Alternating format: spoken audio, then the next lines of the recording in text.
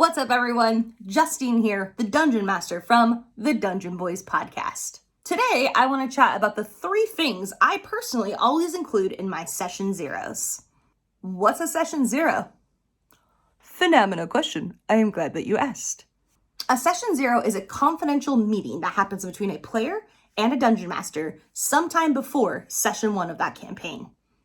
The first thing to always include is a conversation about your players' boundaries and how you as the DM are going to respect them. I personally bring a tool called an RPG consent form. Whether you use the checklist or not, no big deal, as long as you are having that conversation about boundaries and making sure that you are upholding and respecting your players' boundaries. Second thing, table rules. You've had your players state their boundaries. Now it's time to state yours as a DM. Table rules might look like, hey, I don't allow cell phones at my table, unfortunately. And 3, I saved the best for last.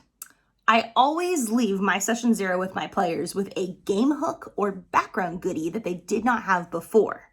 This could look like a debt the player has that I've written into their backstory. It could be a secret that they didn't know they had.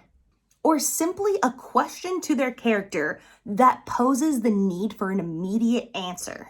The point of this is to create excitement and anticipation for the game that they're going to play.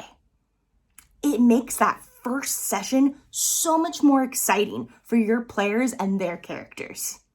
Well, there's a couple ideas from me, but the amazing thing about the Dungeons & Dragons community is how much we share ideas and inspire each other. Tell me something you make sure to never forget in your session 0, or that you always look for as a player in your session 0 in the comments below. If you'd like to see a 20-minute video about me talking about my entire session 0 process, you can find that on our Patreon.